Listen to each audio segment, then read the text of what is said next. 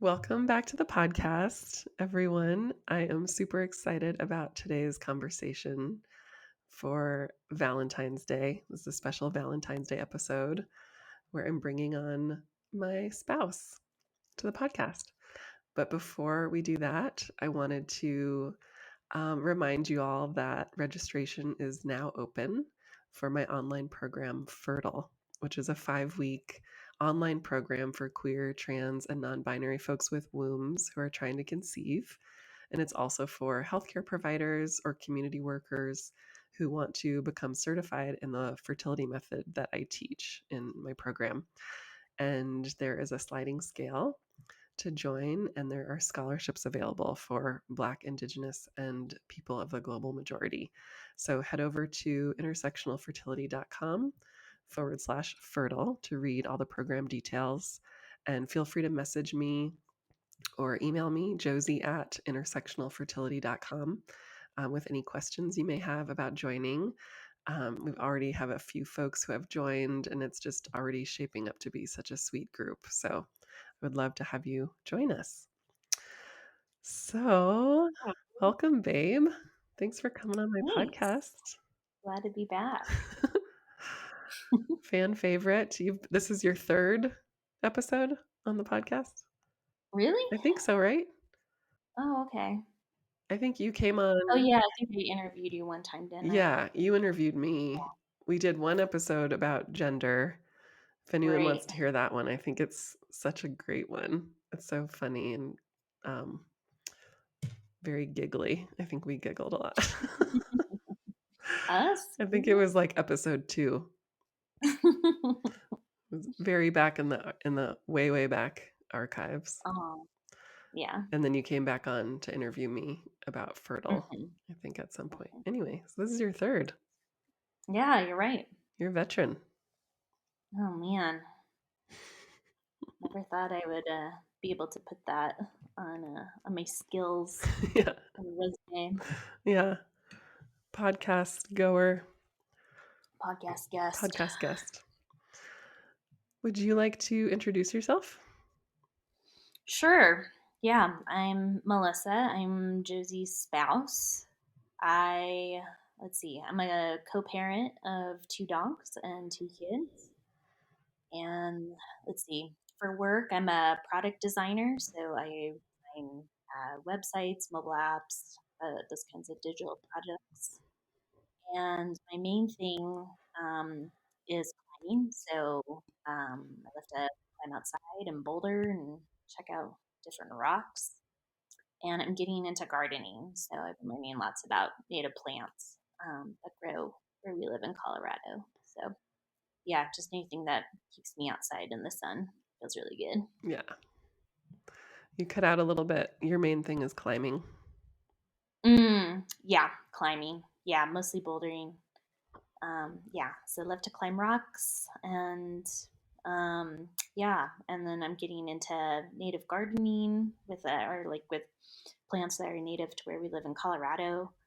So yeah, so I'm trying my hand at winter sowing some seeds. So we'll see how that turns out. And yeah, just learning a lot from um, different plant centers and YouTube, and yeah, becoming kind of an older person. When I go to these classes, it's like me and like 8 other older people, which I love. Oh, Um, so anyway, so yeah, I like to be outside, like to be in the sun. yes. Sun goat.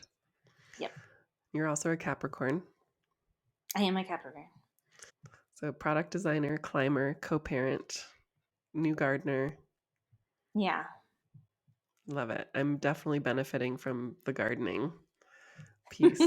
Our our house surroundings are looking amazing.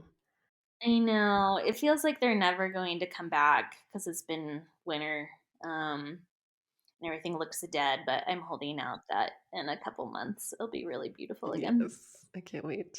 Cool. So what I wanted to talk about today was the creation of our queer blended family Mm. because you and I both feel like our type of family is very underrepresented in media and in just everywhere. It's hard to find resources, for step parenting, let alone queer step parenting.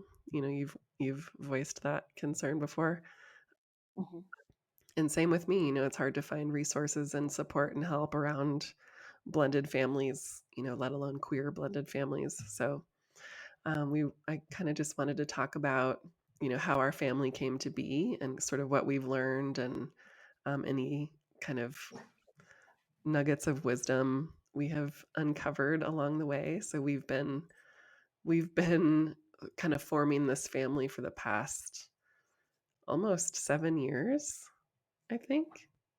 Is that right? Yeah, or 6, Six, yeah, ish. six years. Yeah. Yeah. So yeah, we've been through a lot already. Mhm. So babe, I would love to know from you, how did you think about creating a family growing up? What were your thoughts around that? Yeah. I mean, when I was young, I had like pretty, I don't know, like stereotypical heteronormative ideas about family and what that was going to look like. And looking back, like kind of like a scary timeline for everything.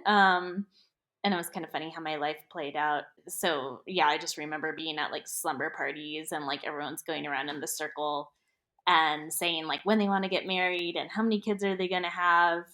And we are all like, yeah, married by 26, and then I'm going to have like one girl and one boy. And, that was like, I think as much as we had absorbed, from seeing, the families we grew up in. Yeah, so I just kind of figured that that's what my life was going to look like, and that was how my family was going to look like. And then as I got older and I came out, I don't know, having kids wasn't on my radar for a long time. It wasn't something I necessarily felt like I needed to um, seek out in Hmm. my life. Like I was pretty on the fence about having kids. I figured if I was ever dating someone who really wanted kids, like, yeah, I could get on board with that. But it wasn't something that I felt like was driving me or that I, strongly wanted.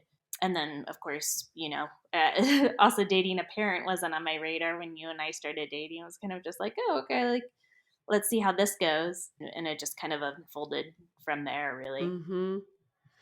Yeah. So Melissa and I met on Bumble, and both of us happened to widen our age parameters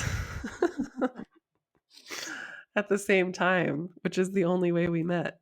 I happened to lower my age range because there's a 7 year difference between us. So you're 7 years younger.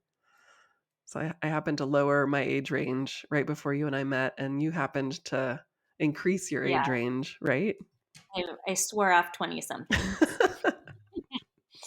and said yes to older folks. Yes, older Yeah, folks. That would be me. it's all relative. I know, right? Um, Because yeah, how old were you when we met? 32? I was 31. 31. So I was 38 when we met. Hmm. Yeah. Which to me was like so much older. Yeah. Like my friends could not get over it. I was dating a 38-year-old. I know. I mean, that is a big, because when I met all your friends, I mean, some of them were still in their 20s. I know, well, because they were young. A lot of them were younger than me. Right. So, Yeah. yeah, it was like different worlds colliding. Yeah. I know. I still feel that way. I mean, I'm quite a bit older than some of your friends. It's wild. You know who you are. Yeah. You listening, you know who you are. Yeah. And I remember feeling when we first started dating, I remember feeling nervous that you might still want to have kids because you were so much younger than me. And I felt like, oh man, this could be a deal breaker because I'm done having kids. I have my two kids and I don't want to have more. And so I thought, what if this person really wants to have a baby? Then what are we going to Right, do? right. And you had also talked about, I don't know if you remember this conversation. We were on a road trip. I think it was our first road trip that we took. Oh, really? And I was asking, you were telling me that you were thinking about freezing your eggs. I was? Yeah. Do you remember Oh, that? that's funny. Yeah. I don't remember that. Interesting. Huh. Yeah, and I was like, "Oh, okay," and it kind of freaked me out because I was like, "Oh, man, if they're thinking about freezing their eggs, then maybe there's still a possibility there that they wanna have kids," you know? Right. Huh. Okay. I guess just wanted to keep my options open, maybe. Yeah, which makes But at the sense. same time, I also remember being relieved that you didn't want to have more kids. So I was like, okay, cool. Like the decision's kind of like made, and I'm like cool with that decision. So interesting. Yeah, I mean, I feel like that's quite lucky that we both Yeah, were feeling that way because for sure. it could have been Yeah, a real deal breaker. yeah, for sure. I mean, early 30s can be like a tricky time to start dating, especially if you're, born female and, you think you might want to, use your own eggs or carry a baby at some point. Right, exactly. And then kind of backtracking a little bit, like how I felt about family and having babies, I think I really internalized the kind of surrounding culture of just like, yeah, I'm gonna have babies, obviously. Like, of course, you know? And my mom, I think, sort of, I don't know what the right word is, but really kind of assumed that I was gonna have children. And so that's just kind of how we both spoke about it. It was just that like, yeah, when I have kids, at some point. So I always just knew that I was gonna have kids, and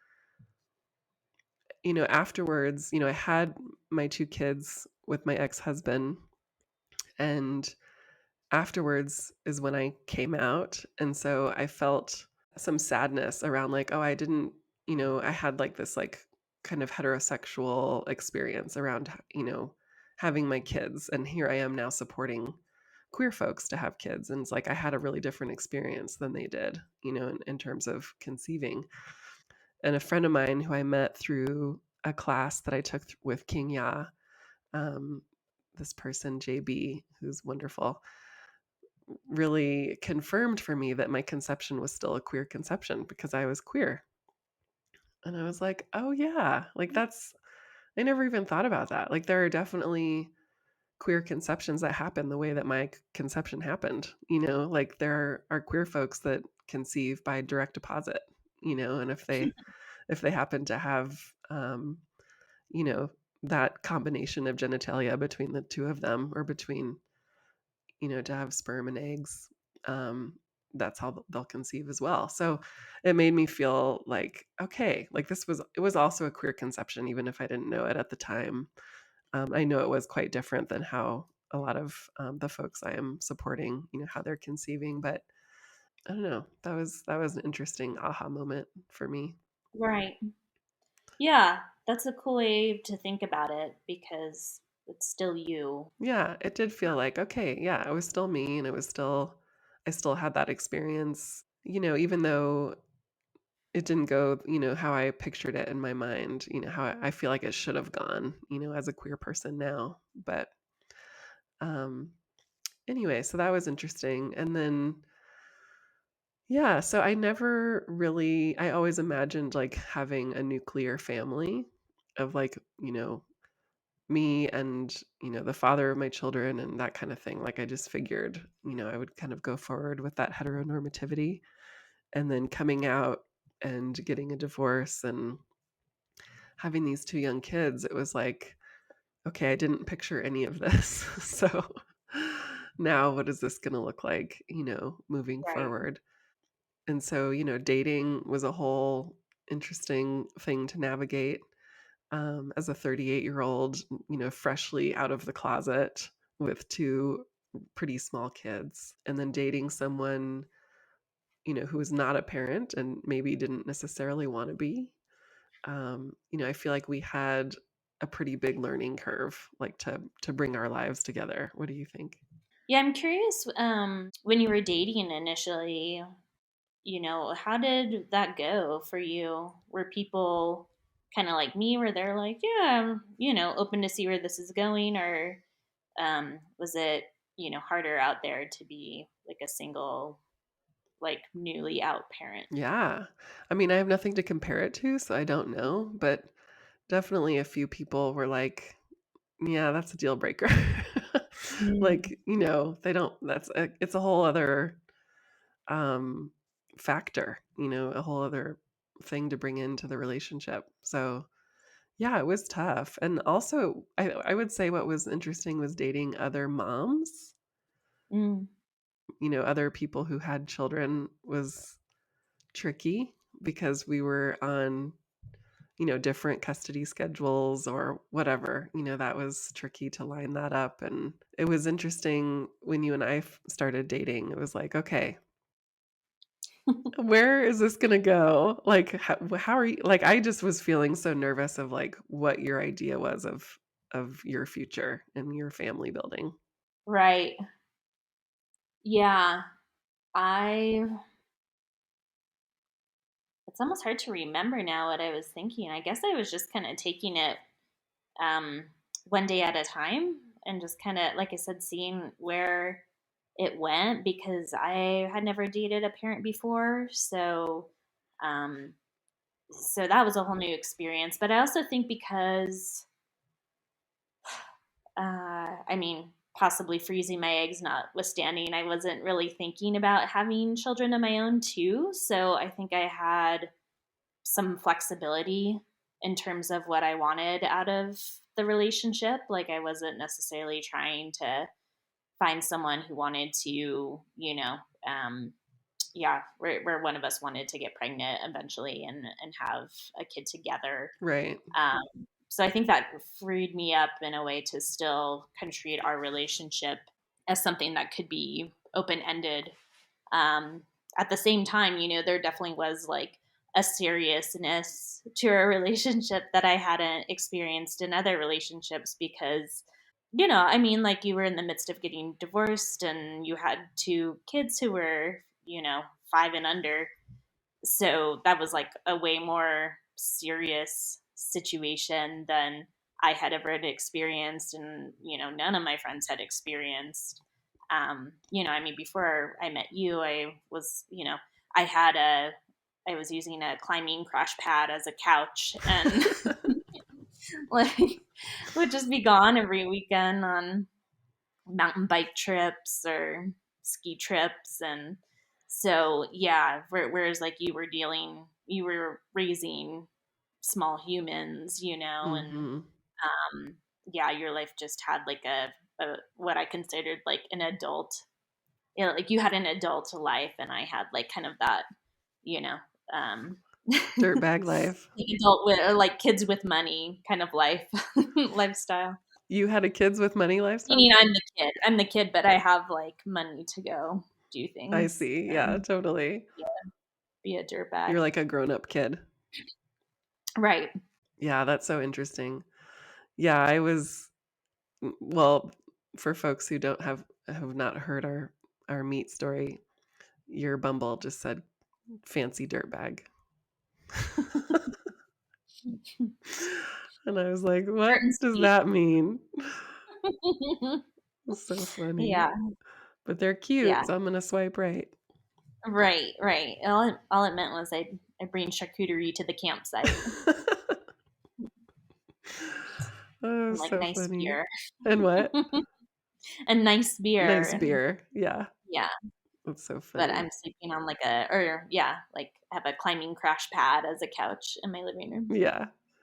Yeah, so we were in just completely different worlds, and something I loved so much about you and still love about you is just how you were so willing to just see where it went. I couldn't believe it. I was like, looking back, I'm like, wow, you really took so many risks by dating, me in that situation that I was in. It just was like, wow, I can't believe you just kind of stuck through it. And we're just like, yeah, let's see where this goes.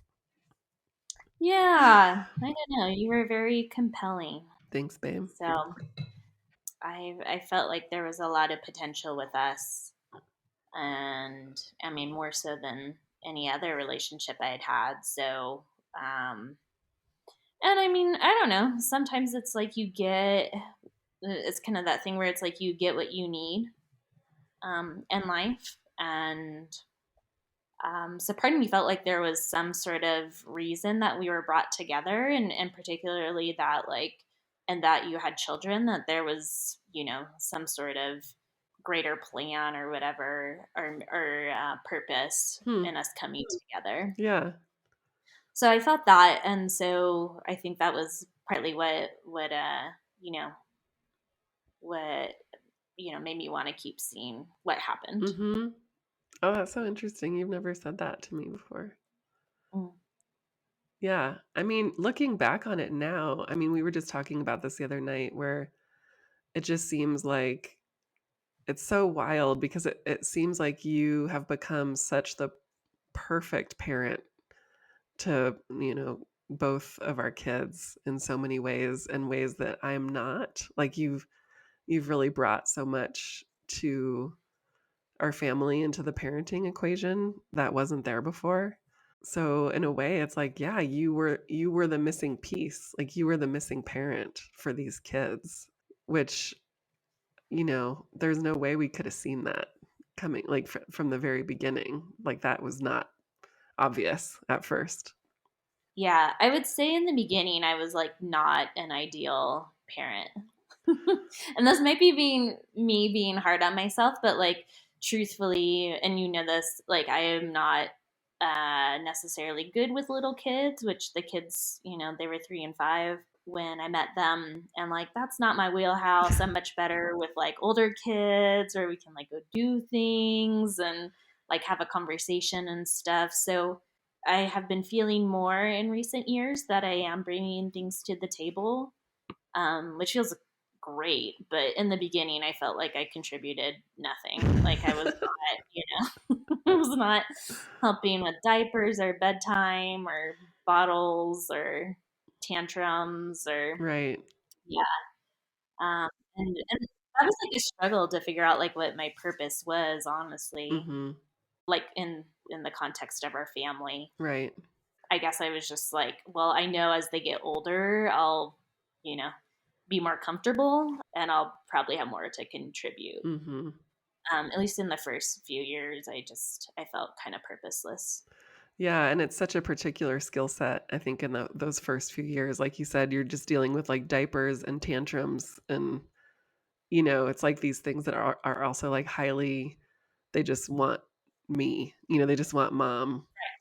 Yeah. Yeah, I remember trying to comfort them, and they would just be like, "Mama," and I'm like, Yeah. "All right, man, I tried." Yeah. You're like, well, oh well.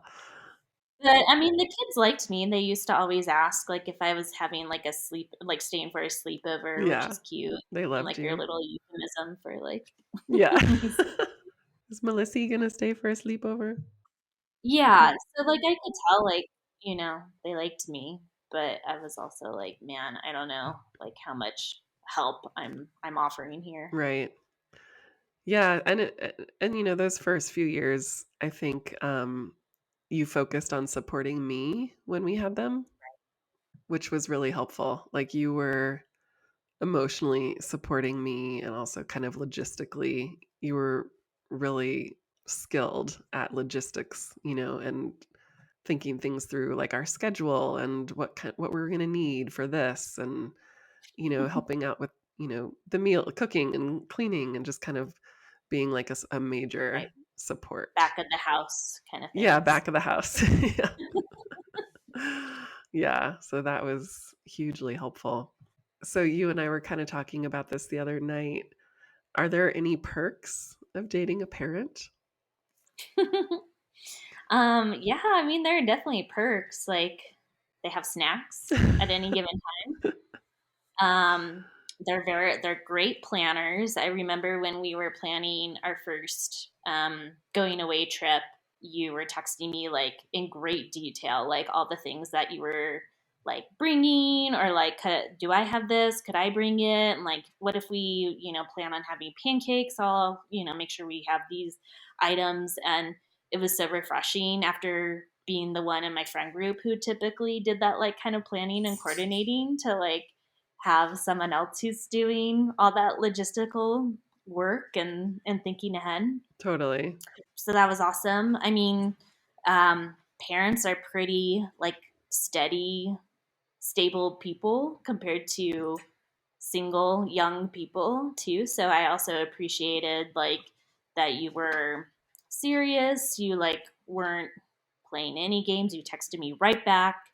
You were like, I'm available these nights.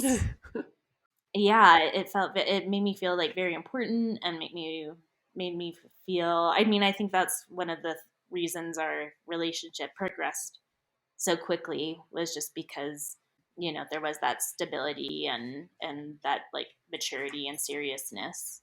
And I mean, I thought for sure you were gonna want to like date around as like a newly out person. But yeah, you said you were pretty um, you know, like you weren't necessarily looking to play the field with like two kids and Right. stuff. Yeah. So yes, I appreciated, that candor, but also that maturity. Yeah. That's cool. Well, and also, I don't know if we said this in this recording or not, but you are Capricorn, Yeah. which I think goes well with dating an older person. Yeah. I mean, yeah, they say that Capricorns are old souls, which I've always felt that way. I feel like I was kind of out of place as a kid, and as I've gotten older, I've just like come more and more into my own, and just feel like what I bring to the table is like valued. Whereas when you're young, sometimes Capricorns are like, I don't know, just I don't know. We're not like a youthful sign necessarily, but Yeah. Interesting. yeah, I mean, yeah, for sure. I definitely think like my earthiness appreciated. Like I said, like the stability, the serious approach to love, the yeah, not playing games, Mm-hmm. their communication. Yeah, I mean, you were really like speaking my love languages. And I'm a Pisces, which is like the old soul of the zodiac too. So I think that Right. went well Yeah. as well. Yeah, for sure. And I loved when we were chatting the other night that you said if you were to be on Bumble now, you would still have your parameters, your age parameters way up because now I'm 44 or almost 44. I'll be at 44 in a few days. Um, and you're 37. I'm not telling you. You should know this. Is that how old you are? I'm 37. You're 37, right? Oh my god. Why won't you tell me if I'm right? I just said I'm 37. Okay. Yeah. Okay, so you're 37 and you would still have the parameters. What did you say to 55? Well, I think mine would go up actually. Um, because at this point, I mean, yeah, like hypothetically, I would not want to start a family personally, and so I think I would probably bump up my parameters a little bit more. But yeah, definitely no younger than me, and yeah, but I would go older. Like we're talking 50s. Oh my I god, I love it. I like the older ones. I'm so lucky. I just scored such a Yeah, jackpot with you. yeah, a little May December action. So the perks for me of dating a younger person Oh. was I felt like really young in my queerness. And I felt younger than you in a lot of ways, in terms of like my experience being queer and being out in the community and just knowing about queer stuff and, all of that. It was like, it felt so nice to be with a younger person in that way because it was like, I don't know, like I feel in a lot of ways, I feel like I can relate to younger generations, I think. Maybe in the more like openness, the open way of thinking, or like I feel like younger folks are less set in their ways. And I don't know, I don't always feel a strong connection with, people my age or older. Yeah, so I really loved like learning about like queer culture and learning like the lingo, learning, just like stuff I was really curious about and wanted to know about. You were just like this wealth of information. Yeah. Well, it's cute how it's handed down. I mean, yeah, I mean, my first girlfriend had been out since she was pretty little. And she had an older sister who's also queer. So she was teaching me all about queer culture when I came out. Mm-hmm. Yeah. So I don't know. We just kind of passed that knowledge Yeah. down to the Like passing the queers. baton. Hmm. Yeah. So I loved Yeah. that. And I loved your like the way that you were in the world and just the things you were up to. You were so active and you know, just like What I'm up to. what you're up to. You were just and you were hot and still are. Oh, thanks. So that was a major bonus. So yeah, many perks for a May December relationship. What's been so cool is to watch you develop and evolve over time as a step parent and watching your relationship, form really organically, really naturally with both of our kids. It's really something that we couldn't have planned or like forced. It just Mhm. happened, really naturally over time. And it's been really incredibly beautiful and moving to watch. And like we kind of started talking about earlier, like there's been these major pieces that you've brought to the table that, it's like, wow, I could not have given that to them, or I couldn't have seen that, and you see it really clearly and you'll step in. And, a good example is our oldest kiddo is really active, is very athletic and has tons of physical energy. And I'm really low energy physically.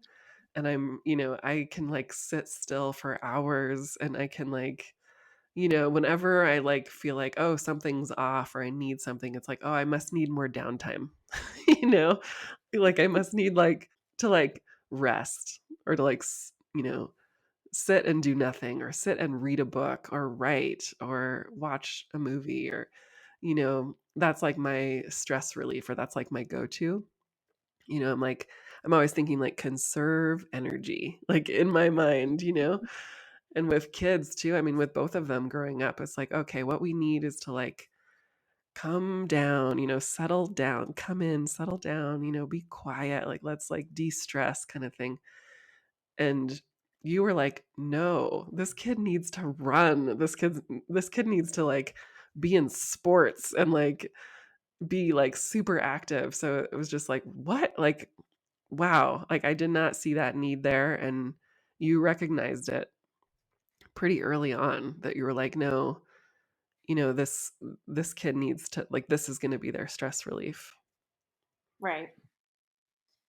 Yeah. I mean, for me, playing sports, working out, like I said before, being outside, those are all such key components, not just of like things I like to do, but they're how I, support my mental health and yeah, spend time with friends. So it's like a key part of my social life too. And I grew up playing sports too, so just that world was really familiar to me and always, honestly kind of like a comfort. It's like you have you're doing a sport, you have practice on these days, you have teammates who support you, and then like you go get pizza afterward and you get to be silly and like, make friends and you have this coach who's like another adult, that you can, learn from. And anyway, so I played all the sports, and then yeah, as I mentioned, climbing's my main thing now. I could just see like a lot of not just like similar qualities in Izzy, but also yeah, but also just observing him when we were doing activities, like when he's playing soccer or on the playground or like at the climbing gym, or even like when we went climbing outside and stuff. Like he just he's very talented naturally, but also he has like grit and just feels really good about himself and yeah, it's just like beaming and he wants to keep going, like I kind of have to like reel him back and I'm like, okay, like we, have done enough today, let's head on home. But um yeah, he just has that capacity. And so I think it'll be not only something he, hopefully enjoys and continues exploring, but something that it will be really key for his self esteem and just, blowing off steam and, yeah, regulating stress and all that. Mm-hmm. Totally. And it's worked like a charm. I mean, when I notice that he's getting, you know, just aggravated or feeling down or just being, needing some sort of stress release or something, you two will go climb or you'll go to the gym or you'll go lift weights even. You've taught him how to do some weightlifting and it's just like he comes back as a different kid. It's like, Yeah, and I mean that's how it is for me too. right. It's something a lot of my friends and I have in common too. Like where if we don't, lift weights, if we don't climb, we get like really irritable and depressed. Yeah. So yeah, it's just something that I was just like, well, of course, I came at it from the opposite perspective as you, where it's like, oh yeah, of course, like you need to do like some physical activity, or of course you're going to be like, you know, angsty and sad and all this stuff. Right. Irritable. So it was pretty apparent to me. Yeah. So I've been amazed at how, what a perfect puzzle fitting together piece like you two have become is just like, wow. Like just watching the two of you become really honestly bonded.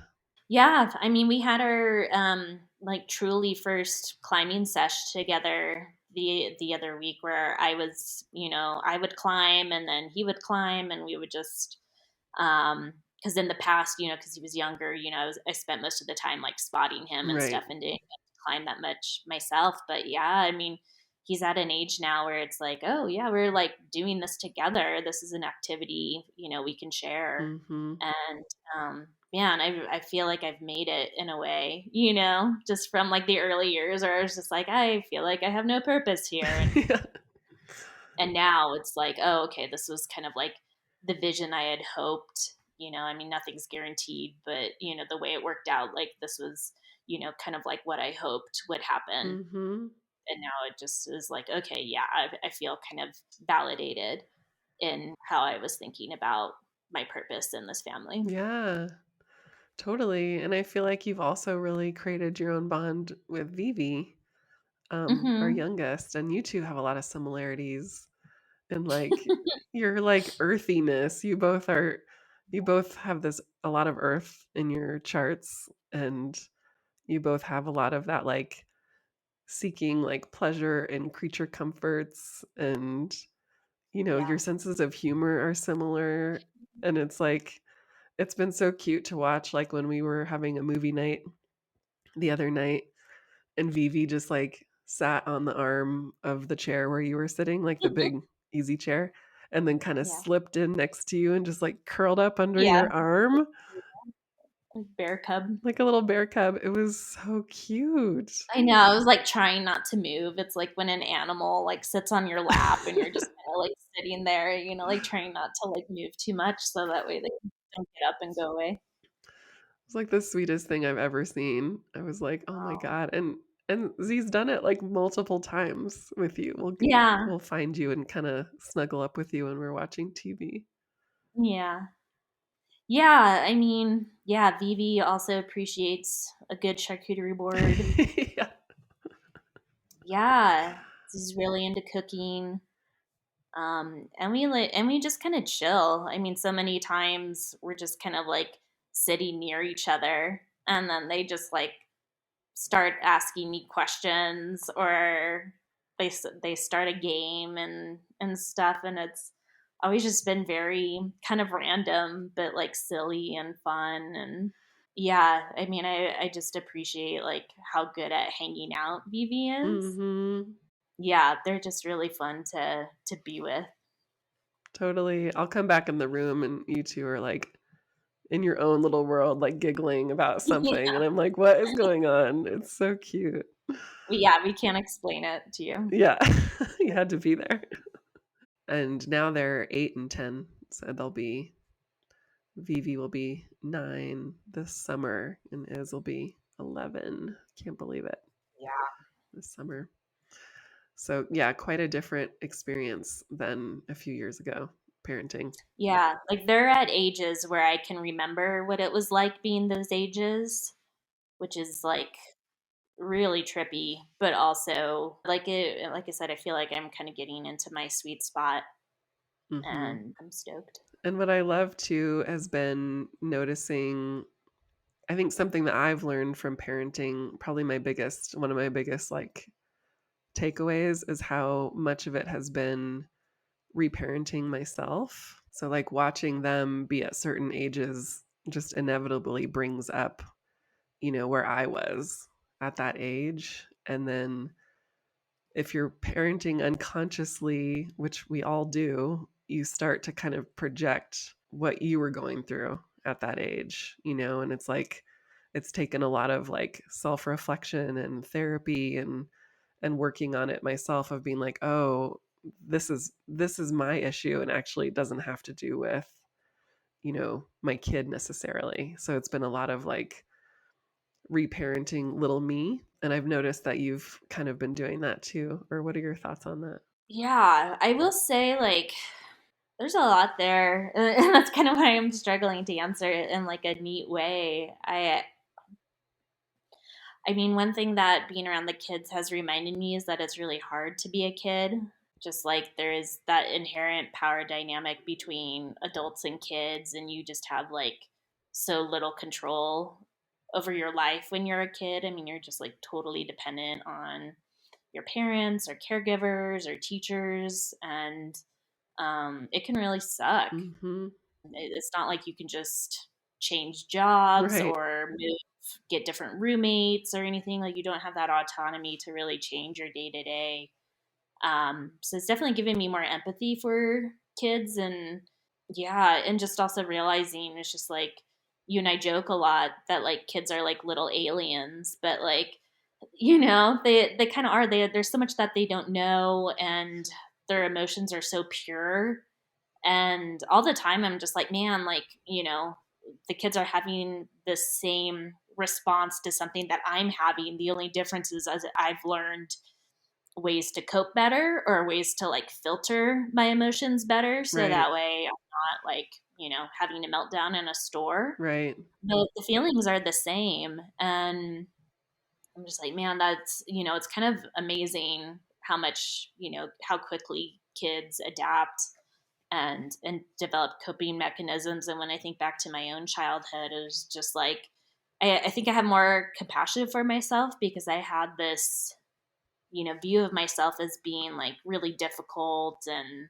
mean to my brother and, just causing a scene. And now I'm just kind of like, oh, I probably felt jealous my brother was getting all this attention, or like, or I wanted the thing that I wanted, and instead I got like punished for it. Right. So yeah, I mean, of course, it doesn't make it any easier if your kid's having like a meltdown and you're just like, oh my god, like this is painful. But it is interesting how like our experience is the same. We just don't necessarily have like the tools or power Mhm. to have different responses. Yeah, it's so true. I feel like I've really noticed watching you change your narrative around your childhood while you've been parenting. Like it's like you have started like looking at things and thinking about things differently. Like, oh, maybe that's not what was really happening. Like you just said, like you're like, oh, maybe I wasn't a difficult kid. I was just having big feelings. Right. You start to look at yourself differently. Yeah, for sure. And I mean, I will give you a lot of credit too there because you're always encouraging me to be nicer to myself. And I don't know. And you're just very compassionate to the kids too. I think, like a lot of people, we tend to want to parent the way we were parented. And watching how you parent the kids, especially, when they're, I don't know, I don't have like an example, but like you parent from a place where like you want to talk to them and hear their point of view instead of like just trying to flex power over them Hmm. and like make them go to their room or whatever. Right. So that's been interesting just because I mean, like my family wasn't like necessarily authoritative, but like we were not, there was a certain way we could speak to our parents. And if we, were rude or used the wrong words, we would be in trouble. Right. Yeah, I feel like that was a big I feel like that was a big turning point in our relationship where we started to realize that you were kind of feeling like looking watching my parenting was so different from the parenting that you had that it was like I feel like you had to kind of explore that, like why that was kind of bothering you almost that the kids weren't getting kind of this more traditional style authoritative parenting. What do you think about that? Yeah, and I mean, I don't know like what is the quote unquote right way to parent at all. And I know my parents were, doing the best they could, and they probably thought they were doing a lot better than their parents had, which I'm sure they were. For sure. I think one of the things that I've been thinking a lot about is just kind of the notion of tough love. I feel like a message I got a lot was just like, life is tough. People are going to screw you. Like, I'm trying to help you be a better person by kind of like, I don't know, just making sure that you understand that life is not fair and not everyone's going to be good to you. Right. So I feel like I kind of like approach things with like a more of a negative bias, whereas like the total opposite could be true, that like people will show up for you and you will get help that you need if you ask, and that you don't have to do everything by yourself. Mm, Yeah, so that's been kind of interesting to think about that. And part of it also, I mean, I was raised like very Catholic, and so just, believing that I'm actually good inherently instead of inherently sinful, right. and needing baptism and Right. salvation. But it is very different, um, in terms of how you look at kids, because you know seeing that they're inherently good is really different from like kids are little, are going to pull one over you, and if without like strong discipline they're going to be, run all over you and take advantage of you. Yeah, it's really kind of challenged that those beliefs that I didn't realize were kind of um, baked into my upbringing. Right. Right. I mean, parenting for me has been one of the ways that I've done the most healing, I think, for my inner child. It's been such an experience of reparenting my inner child, and I think I've watched you do that too, and it's been incredible to watch you reparent yourself in a lot of ways and really have that softness, towards little Melissy. Yeah, I mean, I definitely think like the more you can grow as a person, the more capacity you will have to be a good parent. And it's kind of like it seems to be like a thing that happens concurrently. It's like you don't need to fix yourself before you have kids. It's Right. like, as you said, like something that happens in the process of, Yes. but of course like actively trying to be conscious of your thoughts and your habits, and why do I think this is the way I think that, that's how you kind of change yourself, and you're modeling that for your kids. That's such a good point. It's not something you can do beforehand. To like Yeah, and I mean, I thought the same thing too. I was like, if I can make myself perfect enough, then I will attract the partner that I need. But I think one of the reasons you and I came together was, to like do growth and heal old wounds. mhm. And of course, we're like doing that together, Totally. and it's ongoing. It's not like Yeah. we did it once and now we ride off into the sunset. Right. Right. Yeah, it's so true. It's like learning on the job. Yeah, yeah, totally. Good one. Yeah, that's what parenting feels like for sure for me. Yeah, and healing in our relationship. Yeah. So true. You can't just do it and then try to do those things or track those things. It's like no, you're doing it as you're going along. Mhm. Yeah, that makes so much sense. Okay, I'm wondering if there's anything that you've learned from me and I'll talk about what I've learned from you as a parent, like in our family. Yeah, I remember one thing you told me kind of early on because I was like kind of amazed that you were going. I mean, like when the kids need you, you like respond like right away. Mm, And like to me, it always felt kind of over the top, honestly. And again, this is kind of like, I don't know, a reflection, I guess, of like maybe how I was raised or just that I tend to be like a very self-reliant person. Like I don't need any help from anybody. right. But I remember you said like uh, a need that's met goes away. Mm. And that's been like a really, I was just like, whoa, yeah, like not just for parenting, because I've witnessed that with the kids, is like when you are attentive to the kids and, even if it's over kind of like what feels to me a trivial thing, but of course, like, to the kid is like a big deal. Like when you respond to them and you take it seriously and you like address it, then they kind of like go back to whatever they're doing and yeah, and goes away. I mean, not that that's necessarily the goal. It just seems to be like the outcome of addressing the need. But Right.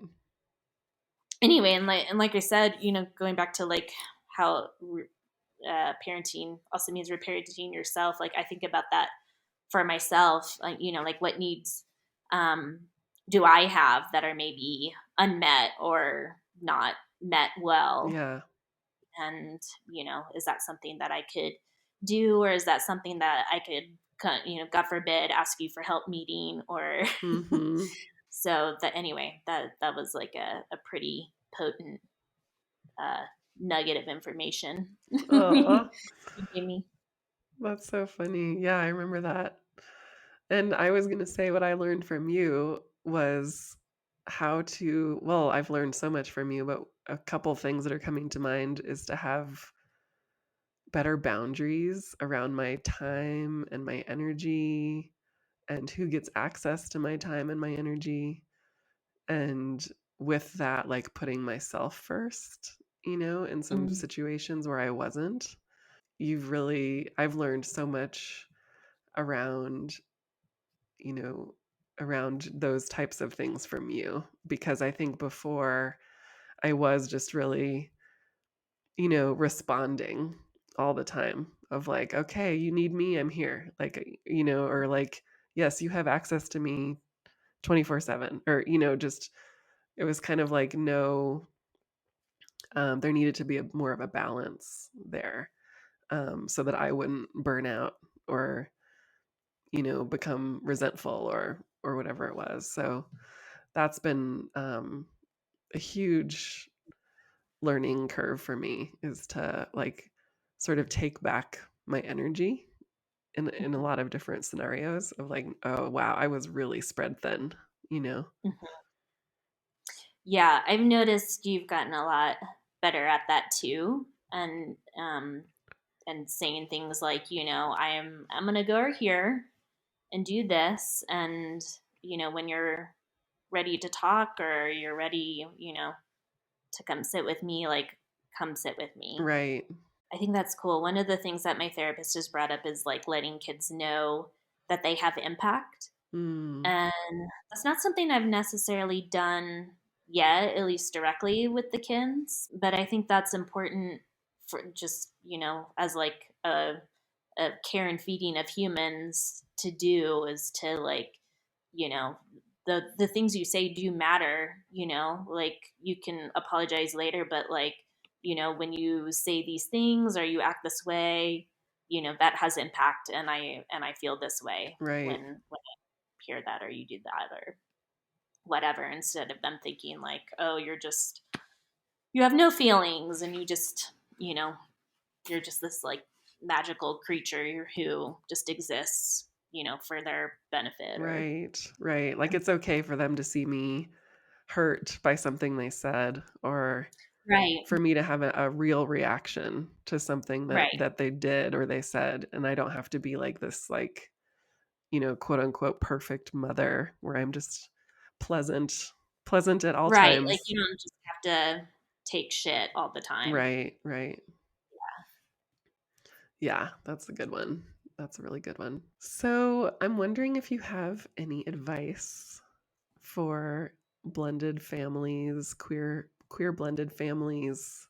I would say, like, one, if you can do some couples therapy, if that's something, you have access to, Yeah. God, it's so worth the investment.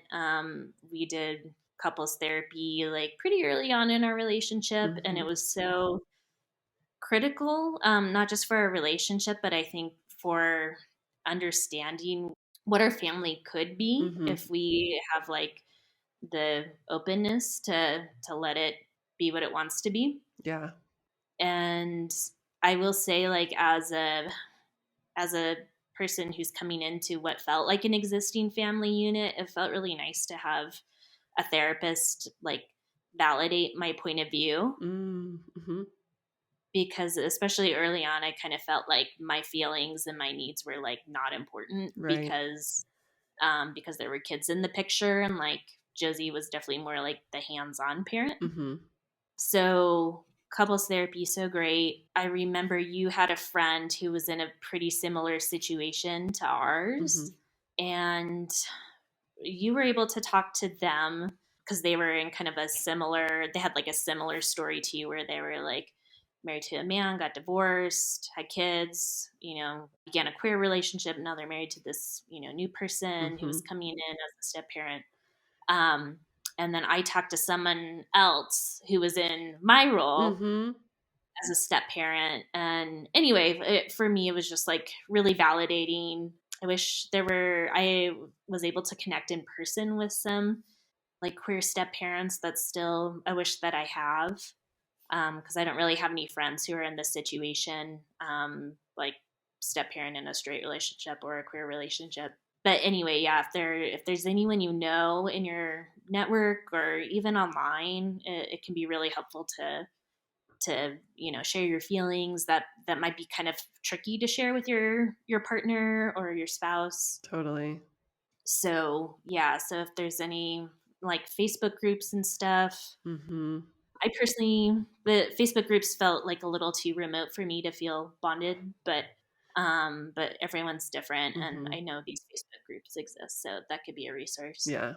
The third thing I would recommend, and this might also be, again, like pretty dependent on your living situation and allergies and all that. But if you're able to get a pet, especially a dog, or even better, a couple dogs, Yeah. man, we got Junie maybe 2 years into our relationship, and it Mhm. really kind of gelled our family together, to have this dog that like we were obsessed with and the kids were obsessed with. And dogs just bring so much, joyful energy and fun, and can really diffuse tension. Mhm. And yeah, and then when we got Ren a couple years later, it just like really felt complete. Yeah. So anyway, and I mean to this day, like the dogs are such a way we bond as a family. We like all went, dogs included, to the bakery the other weekend, and I think it was like the highlight of all of our It weekends. was. Just all be together with the Yeah. dogs and like going somewhere. I know. I was, like, taking pictures the whole time because everyone was just laughing and, like, Oh yeah, smiling, and the dogs were so happy, and we're just like, all we're doing is driving to the bakery, but we're with the right. dogs, and we're all together, Yeah, and it is so fun. yeah. It really makes it feel like a family unit, which can be nice, when it's like a blended family. Mhm. So yeah, so those would be my three pieces of advice. Okay, to recap, the first one was So yeah, if couples therapy couples is therapy. something that might be available to you, couples therapy is just invaluable, especially if you're kind of feeling out of place. It can be very validating to have a third party. I'm not gonna say like stand up for you, but also just like kind of bolster your point of view. Yeah. And yeah, if there are any, folks in your network who are queer step parents or queer parents in a blended family, yeah, talking to them can be really helpful and Mhm. validating. or like online groups Right. So that's number exist too if 2. there's no one that you know in person. Yeah. And then the third thing is Get pets. a dog. Get a dog. I wonder if 3 cats would dogs. have the same effect. I don't know. Yeah, I mean, I like I do cats. too. We just happened to get we happened to get a dog, and now we have 2 dogs, so Yeah, we had to get our dog a dog. right. That's how it goes. Yeah, those are really, really, really good pieces of advice. And I will say too that for the second piece, talking to someone who's in a similar position as you, the person I found was actually not a friend, but she was a friend of a friend. So like my friend knew I was going through this situation and was like, "Oh my gosh, I know someone who went through a really similar situation. Can I connect you?" And I was like, "Oh, yes, please." Like amazing. So you might Yeah, not know that you know someone. You may be like 1 or 2 degrees separated from someone who's in a similar situation as you. So like right. putting the word out, to your immediate network that you're looking to connect with someone who has a similar situation can actually work out. You may not know that there's someone in sort of like your outer networks that might be able to, um, connect with you. Yeah, good point. Because the person I spoke with was also a friend of a friend. Like, I Hmm. remember we talked on the phone, and that was, like, the first time we had talked to Right. each other. It was, like, a little awkward, but it was good, you Yeah. know? And I appreciated that, my friends were looking out Hmm. and trying to think of if they knew of anyone. Yeah, totally. And then I just want to say for folks who are listening, who may be a part of a blended family or might be, thinking maybe you'll be a part of a blended family at some point or want to be, I did not know if it was ever going to feel like a tight nuclear family again. I didn't know if I was going to have that feeling again in a blended family. And I absolutely do. Like it's become this really cohesive, tight little you know, container of love that we've created. And it does feel so natural and easy in a lot of ways.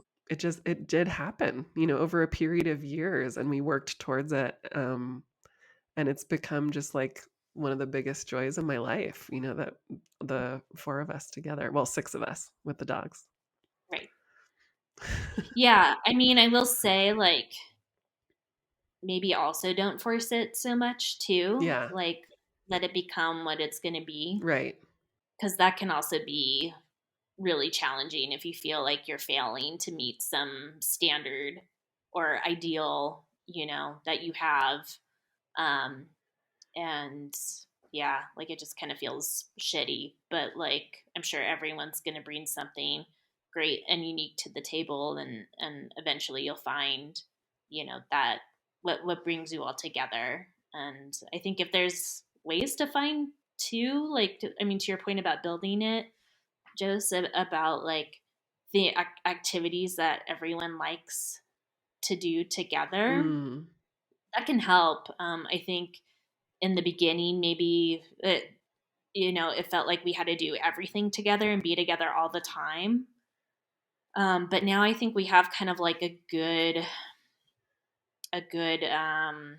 situation where it's like I'll maybe go climb with friends and you'll spend some time with the kids alone, and then we might all go to the bakery together or do like movie night or family game night or mhm. something. But I think not having the pressure that like we must be together all the time and like just totally engaged like this perfect nuclear family is what's kind of enabled us to like find our natural flow together. Yeah, that's a good point. Yeah, you don't wanna feel like you're forcing something to become this quote unquote "nuclear family." I mean, what does that even mean anymore? Right. Yeah, I think for me, I couldn't have even imagined or envisioned what we are now at the beginning. Like, now, do you know what I mean? It's like we created something even more beautiful than I thought it could be Mm, because it's all of us coming together, I think, as our authentic selves. mhm. And it's just become this whole new thing. It's been like a new creation, like a new, invention, whereas before I had all these ideas in my head of like what family meant or what family should be. Right. Cool, babe. Thanks for talking this out with me. Yeah. Anytime. And yeah, I mean, if there are any other resources that people know of for queer step parents, that it'd be great to know. I mean, like I said, I tend to be more of an in person, but there's not a lot out there. It definitely is geared more toward like step parents who are in heterosexual relationships. And I remember trying to find books and stuff, and just none of them really felt applicable to me and our situation. Mhm. So, yeah, it can be challenging for sure. And God, I don't know if I necessarily have advice and what to do. It can be hard. So, Yeah. I just think as much as you can, if you can find any sort of community or people to talk to, either online or in person, that can just help you feel a little less alone. Yeah, totally. And if anyone knows of any step parenting, blended family, queer, blended family resources, let us know. Send them in. All right. Thanks, baby. All right. You're the Thanks, baby. best. I'll see you in like 10 seconds. Thanks for coming on the podcast. It's a pleasure. Love you. Thank you for having me.